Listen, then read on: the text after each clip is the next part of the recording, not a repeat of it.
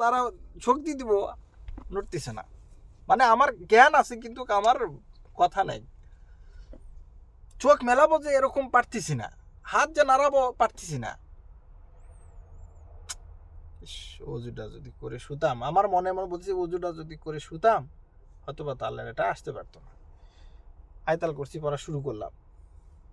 পড়ার পরে আবার সূরা ইয়াসিনের পড়া শুরু করলাম।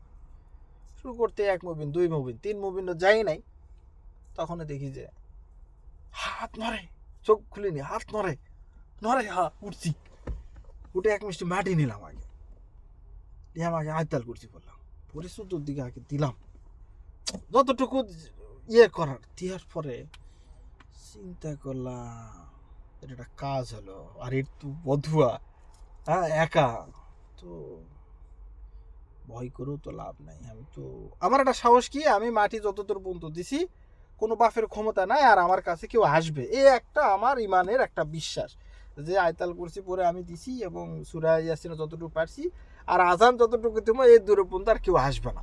এটা আমার একটা মানে ইমানের একটা তাকত। এই মারার পরে আমি কি করছি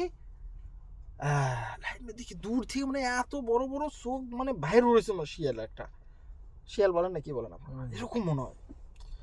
লাইট বন্ধ করলো, তুই খিরা খা, গাছ ভাঙ, যা মন চাই কর, আমার সাহস নাই, আমি এই আজকে আর বাইর হবো।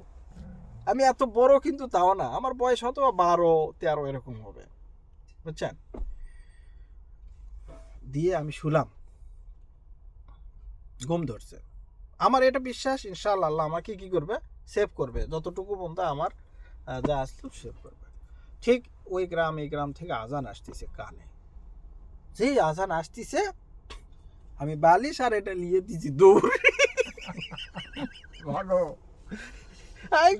এটা আর থাকার দরকার নেই বাবা, আর থাকার দরকার নাই, আমার যা কেরামতি শেষ, এর কোনো কেরামতি শেষ।